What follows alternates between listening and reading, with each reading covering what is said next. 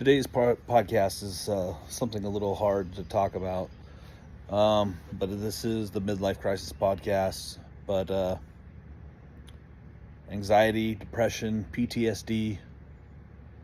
Mostly want to know how most of y'all cope with it. What do you all do with it?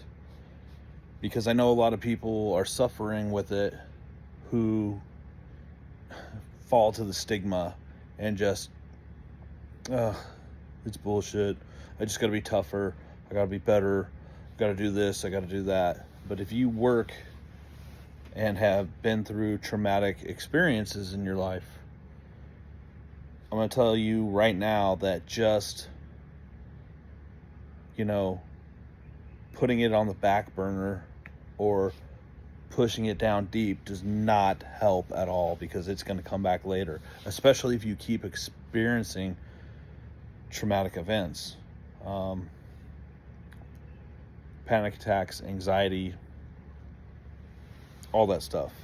So I'm going to dive into a story about a guy who is suffering through all this, which is causing his home life not to be so great. He was in the United States Army. He served in the infantry, did 2 tours in Afghanistan, came home and started working as a police officer. He doesn't want me to share his name or anything with it because, I don't know, probably because of the stigma and what people talk about. But in 2008, he'd come home off of deployment. He'd gotten out of the Army. He got a job about a year later as a police officer.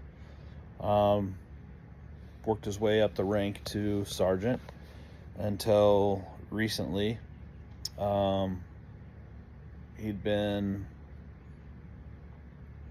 let go from his job as a police officer because of a use of force. When you talk to him, he says it's his fault, he did what he did, but he also thinks that his PTSD, anxiety, and stress, all of that played into it, and he thinks, he burned out too. So the reason he wanted for me to share his story with you guys is because he did not work with the VA ever. He did not work with any kind of counseling. He just kind of buried